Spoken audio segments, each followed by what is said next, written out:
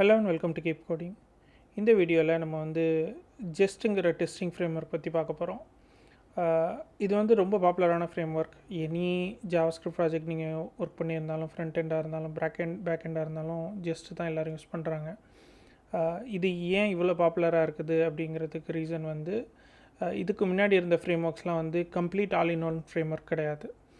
For example மோக்கான்னு ஒன்று இருந்தது, ஜாஸ்மின் இருந்தது, கர்மா இருந்தது. அதெல்லாம் complete all in one framework கிடையாது. கம்ப்ளீட் மீன்ஸ் அதால் டெஸ்டிங்கும் பண்ண முடியும், அசர்ஷனும் பண்ண முடியும், டெஸ்ட் கவரேஜ் கொடுக்க முடியும். அந்த மாதிரியான எல்லாம்லாம் அந்த ஃப்ரேம் ஒர்க்ஸ்லாம் பண்ணலை. வேற ஜஸ்ட் ஒரு டெஸ்டிங்க்கு தேவையான எல்லாத்தையுமே ஒரே ஃப்ரேம் ஒர்க்குள்ளே கொண்டு வந்துட்டாங்க. ப்ளஸ் கான்ஃபிகரேஷன் ரொம்ப ஈஸியாக இருக்கிற மாதிரி கொண்டு வந்ததுனால ஜஸ்ட் ரொம்ப பாப்புலராக இருக்குது. ஸோ இது ஒரு சீரீஸ் ஆஃப் வீடியோஸில் நம்ம பார்ப்போம். இந்த வீடியோவில் எப்படி நம்ம ஒரு ரெபாசிட்ரியில் ஜஸ்ட் இன்ஸ்டால் பண்ணி செட்டப் பண்ணுறது, அதில் எப்படி டெஸ்ட்லாம் ரன் பண்ணுறது. ஸோ நான் ஒரு கம்ப்ளீட்லி எம்டியான ஒரு ரெப்போ எடுத்திருக்கிறேன். இல்லை நான் ஒரு NPM ப்ராஜெக்டை இனிஷியலைஸ் பண்ண போகிறேன். ஓகே, ஸோ ஃபர்ஸ்ட் நான் ஜஸ்ட்டை இன்ஸ்டால் பண்ண போகிறேன். ஜஸ்ட்டை அது ஒரு டெவலப்மெண்ட் டைம் டிபெண்டன்சிங்கிறதுனால நான் சேவ் டெவ்னு கொடுக்குறேன். ஸோ இப்போ ஜஸ்ட் இன்ஸ்டால் ஆகிடும். ஜஸ்ட்டுங்கிற ஒரே ஒரு லைப்ரரி இருந்தால் போதும் டெஸ்ட் ரன் பண்ணுறதுக்கு. எந்த கான்ஃபிகரேஷனும் தேவையில்லை. நான் இப்போ இன்னொரு ஃபோல்டர் க்ரியேட் பண்ணுறேன். இந்த சோர்ஸ் ஃபோல்டருக்குள்ளே தான் என்னோடய சோர்ஸும் இருக்க போகுது, டெஸ்ட் ஃபைல்ஸும் இருக்க போகுது. ஃபார் எக்ஸாம்பிள் இப்போ நான் லாஜிக் அப்படின்னு சொல்லிட்டு ஒரு ஃபைலில் என்னோடய லாஜிக் இருக்க போகுதுன்னா, இதை டெஸ்ட் பண்ணுறதுக்கான ஃபைல் logic.test.js அப்படின்னு இருக்கணும். யூஷுவலாக இந்த மாதிரி ஒரு ஃபைல் இருந்ததுக்கு பக்கத்தில் .test.jsன்னு ஒரு ஃபைல் இருந்ததுன்னா இது இதோட டெஸ்ட் ஃபைல்னு ஜஸ்ட் ஆட்டோமேட்டிக்காகவே எடுத்துக்கும். ஸோ இப்போ நான் ஒரு ஃபங்க்ஷன் எழுத போகிறேன். ஓகே, ஒரு சிம்பிளான ஃபங்க்ஷன். ஏபின்னு 2 பேராமீட்டர் வாங்குது, அதை ஆட் பண்ணி ரிட்டர்ன் பண்ணுது. ஸோ இதை நான் எக்ஸ்போர்ட் பண்ணுறேன். ஸோ இந்த லாஜிக்கை நம்ம இப்போ டெஸ்ட் பண்ண போகிறோம். அதாவது இது கரெக்டாக தான் ஆட் பண்ணுதா அப்படிங்கிறது. ஸோ இது ஃபஸ்ட்டு நமக்கு டெஸ்ட் ஃபெயில் ஆகிறத வெரிஃபை பண்ணுறதுக்காக இந்த லாஜிக்கை நம்ம தப்பாக எழுதுகிறோம்.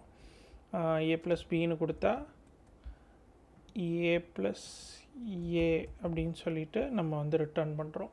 ஸோ அப்போ தான் நம்மளோட டெஸ்ட் ஃபெயில் ஆகும். ஸோ இந்த டெஸ்ட் ஃபைலில் போயிட்டு ஸோ எந்த டெஸ்ட் ஜஸ்ட்டில் எழுதணுன்னாலும் அந்த டெஸ்ட் டெஸ்ட் அப்படின்னு சொல்லிட்டு ஒரு ஃபங்க்ஷன் கால் பண்ணணும். அதில் ஒரு டிஸ்கிரிப்ஷன் இருக்கணும். அதுக்கு should add 2 numbers. ஓகேவா? அதுக்கப்புறம் ஒரு கால் பேக் கொடுக்கணும். இந்த கால் பேக்குள்ளே தான் நம்ம டெஸ்ட் எக்ஸிக்யூட் ஆக போகுது. ஸோ இங்கே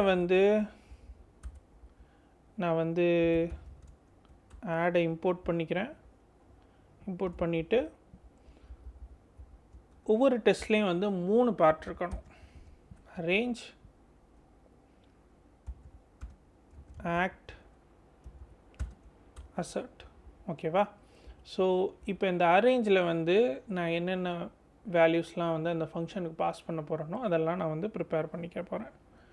ஸோ ஏ அப்படி சொல்லிட்டு ஒரு கான்ஸ்டன்ட்டும், பின்னு ஒரு கான்ஸ்டன்ட்டும் நான் டிஃபைன் பண்ணியிருக்கிறேன். ஸோ இதான் என்னோடய அரேஞ்ச்மெண்ட். அதாவது என்னென்னலாம் அந்த டெஸ்ட்டை ரன் பண்ணுறதுக்கு தேவையோ அதெல்லாம் ரெடி பண்ணி வச்சுக்கிறது. ஆக்ட்டுங்கிறது நம்மளோட ஆக்சுவல் லாஜிக்கை எக்ஸிக்யூட் பண்ணுறது. Const result equals add of a, b அப்படின்னா நான் இந்த ஃபங்க்ஷனை கால் பண்ணிட்டேன். நான் அரேஞ்சில் வச்சுருந்த வேரியபிள்ஸை இதுக்கு பாஸ் பண்ணிட்டேன். ஸோ அதோட ரிசல்ட் எனக்கு கிடச்சிருச்சு. அசர்ட் அப்படிங்கிற பார்ட்டு தான் நம்ம இந்த டெஸ்ட் பாஸ் ஆகுதா இல்லை ஃபெயில் ஆகுதாங்கிறத டிசைட் பண்ண போகிற பார்ட். ஸோ இந்த பார்ட்டில் நான் எதிர்பார்க்குற ரிசல்ட்டு தான் வந்துச்சா அப்படிங்கிறத நான் வெரிஃபை பண்ணணும். இதை வெரிஃபை பண்ணுறதுக்கு ஜஸ்ட்டில் ஒரு சில ஃபங்க்ஷன்ஸ் இருக்குது. அதெல்லாம் அசர்ஷன் ஃபங்க்ஷன்ஸ்மோ. அது எப்படின்னா எக்ஸ்பெக்ட் ரிசல்ட் டு பி 5. அதாவது 2, 3 நம்ம கொடுக்குறோம். அதனால் இந்த ரிசல்ட் 5ஆக இருக்கணும்னு நம்ம எதிர்பார்க்குறோம். ஓகே, ஸோ இப்போ நம்ம டெஸ்ட் எழுதிட்டோம். இந்த டெஸ்ட்டை ரன் பண்ணணும். ரன் பண்ணுறதுக்கு ஜெஸ்ட்டை ரன் பண்ணணும். ஜெஸ்ட்டை ரன் பண்ணுறதுக்கு நம்ம டேரெக்டாக இங்கே package.jsonல் போயிட்டு இந்த டெஸ்ட்டுங்கிற ஸ்கிரிப்டில் நான் ஜெஸ்ட் கொடுத்துட்றேன். ஓகே, ஸோ இப்படி கொடுத்துட்டா npm ரன் டெஸ்ட் அப்படின்னு கொடுத்தாலே எனக்கு வந்து ஜெஸ்ட் ரன் ஆக ஆரம்பிச்சிடும். Okay, npm run test fail ஆகுது. என்ன சொல்லுது? ஷுட் ஆட் 2 நம்பர்ஸ் ஃபெயில் ஆகிருக்குது. இது வந்து ரிசீவ்டு, இது வந்து எக்ஸ்பெக்டட் 5 தான் நம்ம ரிசல்ட்டாக எக்ஸ்பெக்ட் பண்ணுறோம். ஆனால் அந்த ஃபங்க்ஷன் ரிட்டர்ன் பண்ணியிருக்கிறது 4.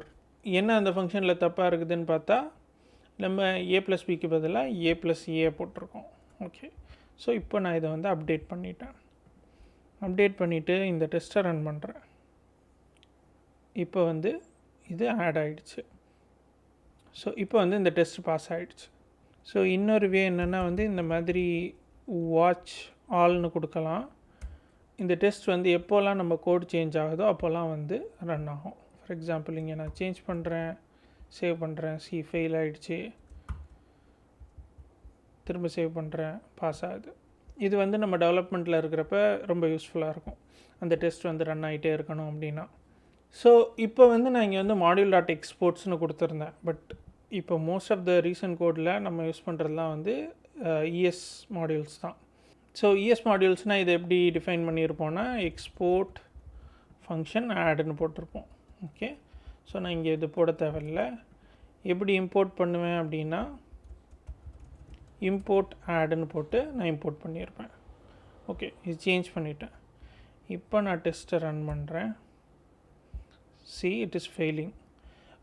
ஜஸ்ட்டால் வந்து ES மாடியூல்ஸை டேரெக்டாக ரன் பண்ண முடியாது. ஓகேவா? ஸோ இவ்வளோ நேரம் நம்ம வந்து ஜஸ்ட்டுக்காக எந்த கான்ஃபிகரேஷனும் எழுதலை. Just out of the box வந்து எந்த கான்ஃபிகுமே இல்லாமல் ரன் ஆகும். பட் எப்போ ரன் ஆகும்னு சொன்னால் நம்ம காமன் JS இம்போர்ட்ஸ் யூஸ் பண்ணும்போது மட்டும்தான் கான்ஃபிகே இல்லாமல் ரன் ஆகும். நம்ம வந்து ES மாடியூல்ஸ் யூஸ் பண்ணணும்னு சொன்னால் அதை கான்ஃபிகர் பண்ணணும். ஸோ இதுக்கு என்ன வேணும்னா வந்து ஃபர்ஸ்ட் ஒரு சில பேக்கேஜஸ் இன்ஸ்டால் பண்ணணும். இப்போது பேபிள் ஜெஸ்ட் அப்படின்னு சொல்லிட்டு ஒன்று இருக்குது. அது வந்து நம்ம கோடை பேபிள் வச்சு கம்பைல் பண்ணோம்.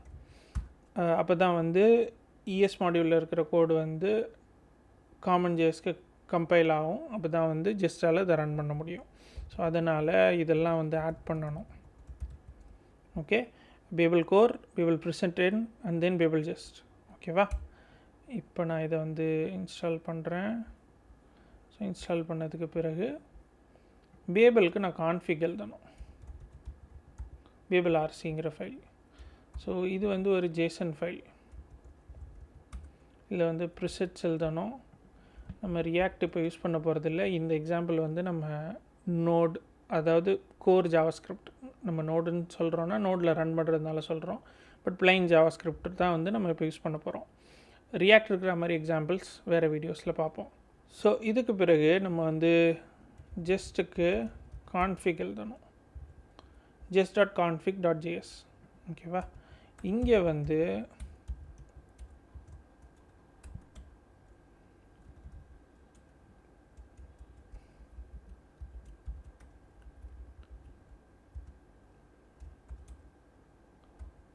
ஓகே, ஸோ இங்கே ஜேஎஸ்னு முடிகிற எல்லா ஃபைலையும்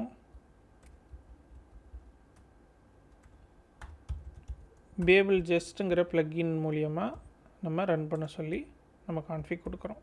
ஓகேவா? ஓகே, ஸோ இப்போது அதே டெஸ்ட்டை ரன் பண்ணுறேன். எனக்கு பாஸ் ஆகிடுச்சு. ஏன்னா நம்ம இந்த கான்ஃபிக்லாம் அப்டேட் பண்ணிட்டோம் அண்ட் தென் அந்த பேக்கேஜஸ்லாம் வந்து இன்ஸ்டால் பண்ணிட்டோம். இப்போ என்னால் வந்து ECMAScript மாடியூல்ஸ் யூஸ் பண்ண முடியும். ஓகே, நம்ம இப்போ இன்னும் கொஞ்சம் காம்ப்ளெக்ஸான ஒரு லாஜிக் எழுதுவோம். ஸோ கிளாம்ப்னு சொல்லிவிட்டு நான் வந்து ஒரு ஃபங்க்ஷன் எழுத போகிறோம். ஸோ இதில் வந்து ஒரு வேல்யூ இருக்கும், மின் இருக்கும், மேக்ஸ் இருக்கும். இப்போ நம்ம கொடுக்குற வேல்யூ வந்து இந்த மினிமமை விட கம்மியாக இருந்துச்சுன்னு சொன்னால் நமக்கு அந்த மினிமம் வேல்யூ தான் வரும். மேக்ஸிமம் விட அதிகமாக இருந்துச்சுன்னு சொன்னால் நம்மளுக்கு மேக்ஸிமம் வேல்யூ தான் வரும். Okay, so if value less than மின்னுன்னா மினிமம் வரணும், வேல்யூ கிரேட்டர் தென் மேக்ஸ்னால் மேக்ஸ் வரணும். இல்லை அப்படி இந்த 2 கேஸுமே இல்லைன்னு சொன்னால் இந்த வேல்யூ வந்து மின்னுக்கும் மேக்ஸுக்கும் நடுவில் இருக்குதுன்னு அர்த்தம். ஸோ அந்த வேல்யூவே எனக்கு வரலாம். ஸோ இப்போ இந்த ஃபங்க்ஷன் எழுதிட்டேன். இப்போ இதை நான் டெஸ்ட் பண்ணணும். So first return the maximum value அப்படின்னு சொல்லிட்டு ஒரு ஃபங்க்ஷன் எழுதுகிறேன். அதுக்கு வந்து எனக்கு அரேஞ்ச் என்ன இருக்கணும்னு சொன்னால் என்னோடய கரண்ட் வேல்யூ 10, என்னோடய கரண்ட் வேல்யூ வந்து 20, maximum value 10, minimum value 1. Okay, so இந்த வேல்யூஸை நான் வந்து பாஸ் பண்ணேன்னு சொன்னால் எனக்கு வந்து 10 வந்து ரிசல்ட்டாக வரணும். ஓகேவா? ஸோ இது தான் நம்ம வந்து இப்போ வேலிடேட் பண்ண போகிறோம். கிளாம்ப் வந்து நம்ம இம்போர்ட்டே பண்ணல. ஓகே, பாஸ் ஆகிடுச்சு. இதே நான் வந்து இல்லை எனக்கு 20 வரணும் அப்படின்னு கொடுத்தேன்னு சொன்னால் ஃபெயில் ஆகும். Because 10 is expected value. But எப்போதுமே ஒரு டெஸ்ட்டை வந்து ஃபெயில் பண்ண வச்சு நம்ம பார்க்கணும். ஒரு தடையாவது அந்த டெஸ்ட் ஃபெயில் ஆகிருந்தால் தான் நம்ம டெஸ்ட் ஒழுங்காக ஒர்க் ஆகுதுங்கிறதுக்கு ப்ரூஃப். ஃபார் எக்ஸாம்பிள் இங்கே ஏதாவது ஒரு லாஜிக் மிஸ்ஹேப் இருந்து இந்த டெஸ்ட் எப்போதுமே பாஸ் ஆகிட்டு இருந்துச்சுன்னு வச்சுங்க, அது வந்து நமக்கு தெரியாமலே போயிடும். ஸோ எப்போதுமே ஒரு டெஸ்ட்டை ஃபஸ்ட்டு ஃபெயில் பண்ண வைக்கணும், அப்புறமா அது வந்து பாஸ் ஆகுதாங்கிறத வெரிஃபை பண்ணிக்கணும். ஓகே, ஸோ நான் எனக்கு மேக்ஸிமம் மட்டும் செக் பண்ணால் போதாது, மினிமமும் செக் பண்ணணும். ஓகே, இதெல்லாம் வந்து கிளாம்ப் ரிலேட்டட் டெஸ்ட். ஸோ இதெல்லாம் நான் குரூப் பண்ணணுன்னா டிஸ்கிரைப்னு சொல்லிட்டு ஒன்று இருக்குது. இந்த ஃபங்க்ஷன் மூலியமாக என்னால் வந்து இது எல்லாம் கிளாம்ப்கான டெஸ்ட் அப்படின்னு சொல்லிட்டு ஸ்பெசிஃபை பண்ண முடியும். ஒன்ஸ் அதை நான் ஸ்பெசிஃபை பண்ணிட்டேன்னு சொன்னால் இந்த டெஸ்ட்டை இதில் ப்ளேஸ் பண்ணிவிடுவேன். ப்ளேஸ் பண்ணிவிட்டு now I'm writing the second test. Second test should return the minimum value -5. இங்கே வந்து 110ன்னு கொடுத்துருந்தோம். இப்போ நமக்கு வந்து 1 வந்து வரணும். ஓகேவா? ஸோ இங்கே 0 இருக்குது. நான் ஒரு தடையாவது அந்த டெஸ்ட் ஃபெயில் ஆகி பார்க்கணும். ஸோ அதனால் வந்து அதை ரன் பண்ணுறேன். இப்போ நான் டிஸ்கிரைப் யூஸ் பண்ணியிருக்கிறதுனால இது எல்லாம் குரூப்டாக வரும்.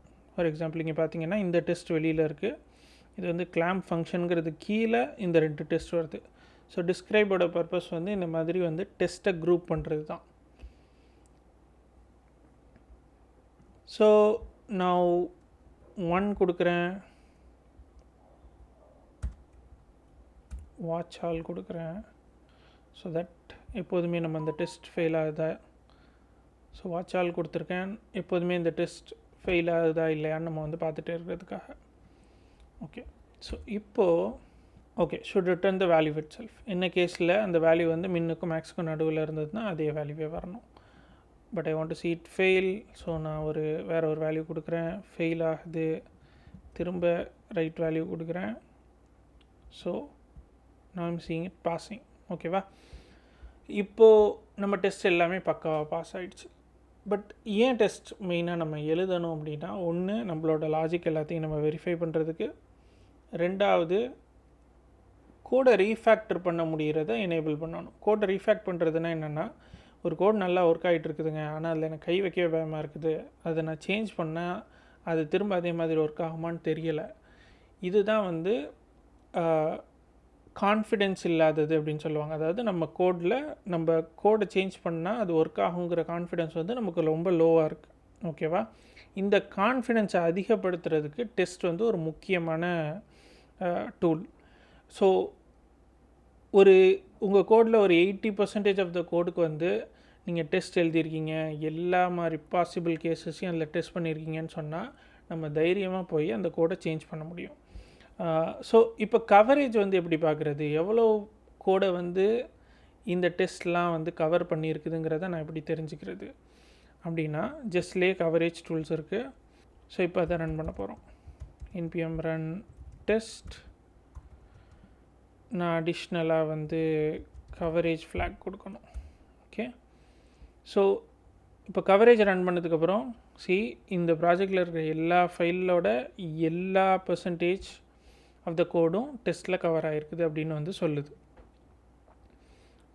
ஆல் ஃபைல்ஸுங்கிறது வந்து இந்த எல்லா ஃபைல்ஸையும் சேர்த்து அதில் logic.jsனு ஒரு ஃபைல் இருக்குது நமக்கு. அந்த ஃபைலில் என்னென்ன, அதாவது 100% ஆஃப் த ஸ்டேட்மெண்ட்ஸையும் நம்ம டெஸ்ட் பண்ணுறோம், 100% ஆஃப் த பிரான்ச்னால் என்னென்னா வந்து ஒரு இஃப் இல்லை எல்ஸ் இருக்குது அப்படின்னு சொன்னால் இஃப் பார்ட்டும் நம்ம டெஸ்ட் பண்ணியிருக்கோம், எல்ஸ் பார்ட்டும் டெஸ்ட் பண்ணியிருக்கோங்கிறத வெரிஃபை பண்ணுறது.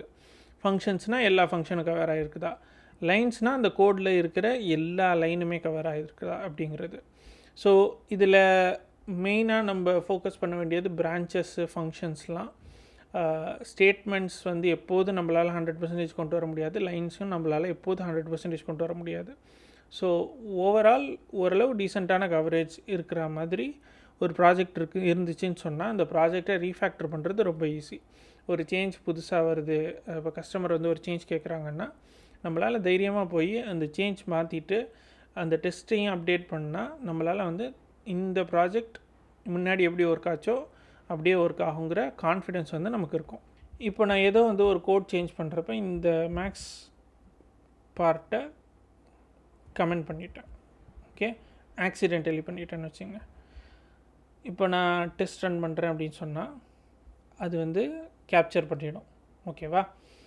இப்போ ஃபார் எக்ஸாம்பிள் கவரேஜ் பற்றி பார்ப்போம். இப்போ இந்த ஃபெயில் ஆகிற டெஸ்ட் வந்து மேக்ஸிமம் வேல்யூ டெஸ்ட், ஓகே. இப்போ ஒரு டெஸ்ட் ஃபெயில் ஆகுது, பட் அந்த டெஸ்ட்டை நான் இப்போதைக்கு வந்து கணக்கில் எடுத்துக்க விரும்பலைன்னா test.skipனு என்னால் போட முடியும். அப்படி போட்டு ரன் பண்ணால் ஸ்கிப்டு டெஸ்ட்டாக அது மாறிடும், ஓகே, ரன் ஆகாது. மற்ற டெஸ்ட்லாம் வந்து பாஸ் ஆகுது. இங்கேயும் ஒன் ஸ்கிப்டுன்னு சொல்லி நமக்கு வந்துடுச்சு. ஸோ இப்போ நான் வந்து கவரேஜ் ரன் பண்ணுறேன், எனக்கு 100% கவரேஜ் அப்படின்னு சொல்லிட்டு வருது, ஓகே. பிகாஸ் நான் இந்த கோடை கமெண்ட் பண்ணக்கூடாது, அந்த கோட் இருக்கணும், பட் ஆனால் அந்த டெஸ்ட் வந்து எனக்கு ரன் ஆகலை, okay. see the coverage again, coverage குறைஞ்சிருச்சு. ஏன்னா அந்த டெஸ்ட்டு ஸ்கிப் ஆன டெஸ்ட்டு என்னோடய கோடில் ஒரு பாதி அது செக் பண்ணணும், which is exactly line number 10 வந்து இங்கே டெஸ்ட்டே ஆகலைன்னு சொல்லுது. லைன் நம்பர் 10 எது, இந்த லைன், இந்த இஃப் கண்டிஷன், ஓகே. பிரான்ச் செக்கில் 75% ஆகிடுச்சு. இன்னொரு டெஸ்ட்டையும் நான் ஸ்கிப் பண்ணிடுறேன், மினிமம் வேல்யூவையும், ஓகே.